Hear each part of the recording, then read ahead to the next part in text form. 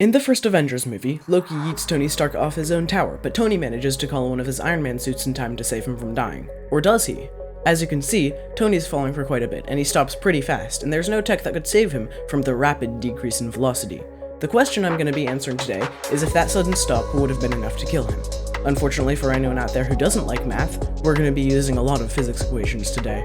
The first thing we need to know is how fast he was going when he stopped. If we look closely at the scene, we can see that he was only a few meters away from the ground when he stopped.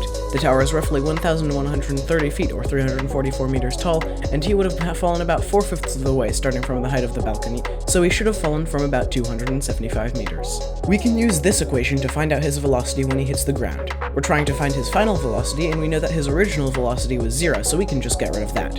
We also know that his acceleration was due to gravity, so we can put in that value there. Finally, he started up at 275 meters, so that was his original height, and he ended up only a few stories from the ground, no more than 5 meters above it, so we can input those values as well. Then we solve the equation, squishing the numbers until we end up with this. Finally, we can take the square root of both sides, and we find out that his velocity at the end was 72.78 meters per second. However, the maximum velocity of a human being in a spread eagle position is only 56 meters per second, so we know that he definitely would have reached that. But how much force did he experience?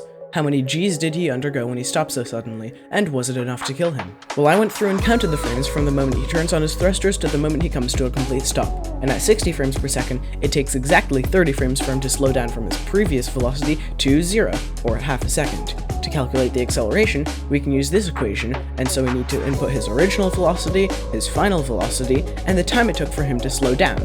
After some math, we get his acceleration of 110 meters per second, or over 11 Gs. So could he survive this? Well, most sources, including this one, say that the most that even a fighter pilot can withstand for a second or two are 9 Gs, and they have the special training to compensate for this acceleration. So I think it's safe to say that Tony might have died, but he definitely wouldn't be physically able enough to fly back up and confront Loki afterwards.